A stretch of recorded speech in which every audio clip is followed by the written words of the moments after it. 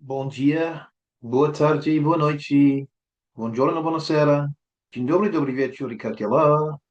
Good morning, good afternoon, good evening, good night, wherever you may be. J Slater Case.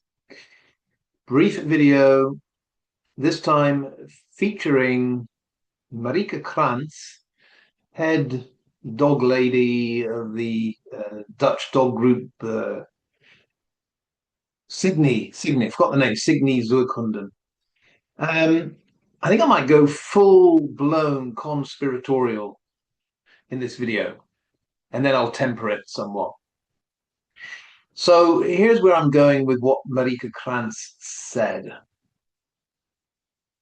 On two separate occasions, Marieke'e Krantz, when talking about Jay's journey through the ravine and all that, on two separate occasions, she used the phrase "make it," as in not going to make it or surprised he made it as far as he could. And it got me thinking because we have focused somewhat on that first word of the supposed last message. Listen, I'm not going to make it. And, we've said if this isn't Jay writing it, because it makes no sense Jay would write that, who is writing that? Who came up with that phrase? And a number of you said, have you not noticed how Lucy will start off by saying, listen, if you're ever going to listen to me, go back to where you came from. And others said, have you not noticed how Chris Pennington is a bit of a listen guy? Listen, da da da da da. And then I thought, let's focus on the other half of that sentence, if you like, or the other part of it. Listen, I'm not going to make it. And I started thinking, yeah, who has used that phrase make it or made it in relation to Jay Slater? Well, maybe quite a few people have. But what's interesting about the phrase to make it, um, it's a colloquial native speaker phrase. In my years of teaching language, it's pretty rare for a non-native English speaker to know that phrase, come up with it. I mean, hundreds of, English as second language, hundreds of thousands, millions maybe of English as second language students know how to use the verb make. Yeah, I make, you make, he makes, etc. But the specific phrase to make it, as in to achieve what you were setting out to do, to fulfill what your intentions were. I can assure you, it's if I hear a non-native speaker use that phrase, "make it." Do you think you're going to make it? Did he make it? Yeah, he made it safely.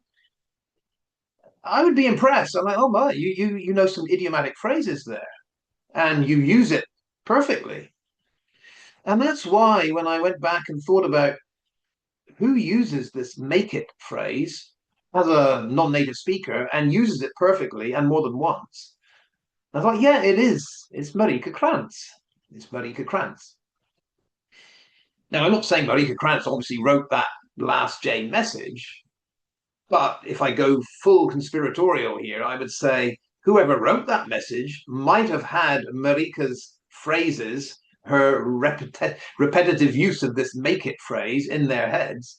Because after all, Marieke'e Krantz several times did say to Warren and Debbie and God knows who about Jay not making it or did well to go as far as he did. In fact, let me give you the two examples that I found when I went back and checked.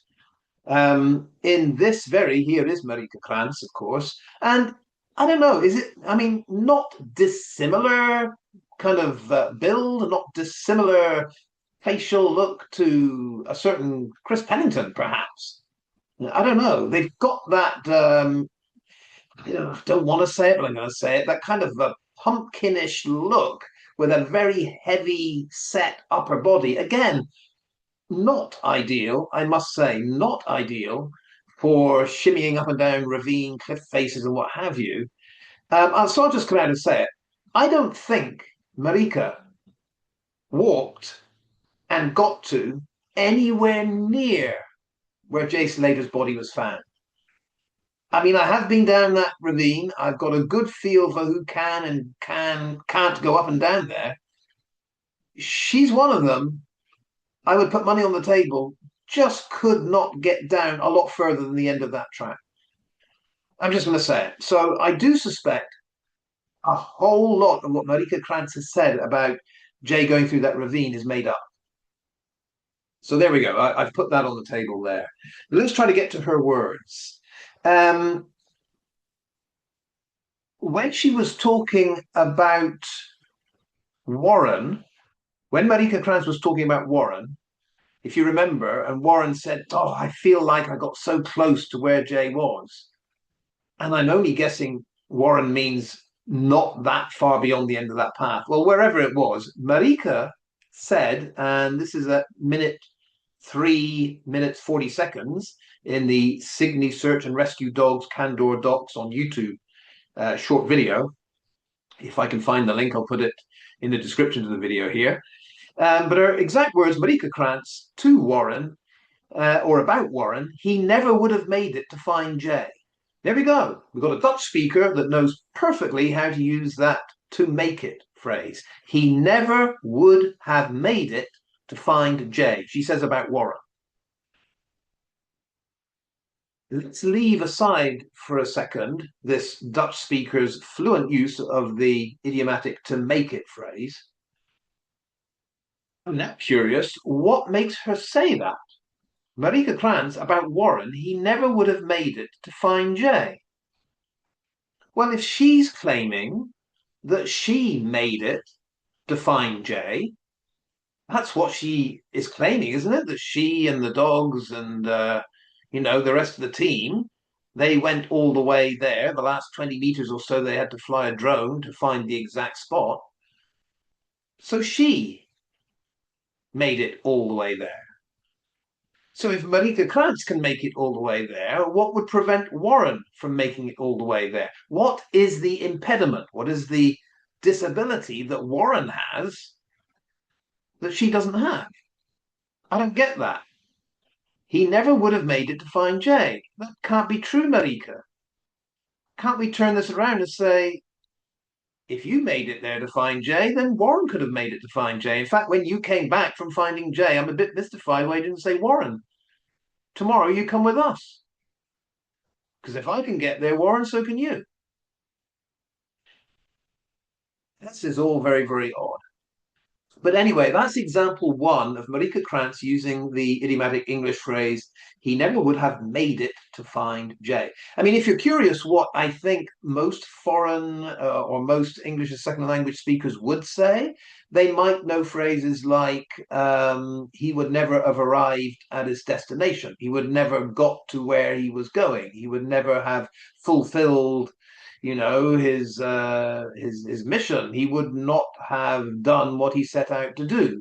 There's a whole 101 ways to get around saying make it, but it's a little bit odd that Marika uses that so fluently and so readily.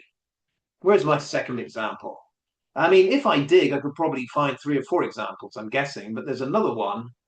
Here we go. Marika Krantz said, I can imagine he thought he was going to make it. Wow. Again, talking about Jay, I think this might be in the same clip. I don't know, but I found it on Mail Online, May 22nd, 2025.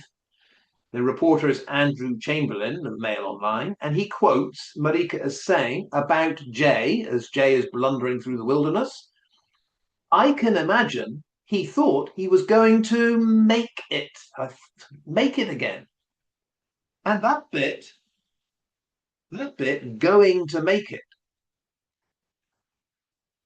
Listen, I'm not going to make it. Going to make it. 4 words exactly the same as Jay's last message. And it is a feature of English as second language students, very good ones, excellent ones, fluent speakers, that they do tend to say going to make it. It's a very small number that say things like gonna make it. That whole gonna thing, Gonna, tends to be native speakers. It's rare for a non-native speaker to use the gonna thing. Yeah, listen, I'm not going to make it. Hey, I'm just going to say it. If Marika Krantz were asked to type the last words Jay might have said, of all people, I think she's the one would say, listen, comma, I'm not going to make it. As I said, full on conspiratorial to even suggest Marika Krantz wrote that last message. But I don't think it's that far fetched to say that whoever did write that last message maybe had Miss Kranz's words, word for word, floating around in their head when they thought, I know, this message will convince everyone. Well, there we go.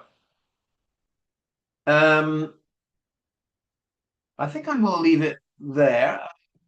I just want to say I'm not sure what this Signy dog group were up to when they were there. I think they were put in a difficult position in that Debbie had obviously paid for their flights over, their accommodation, and the costs.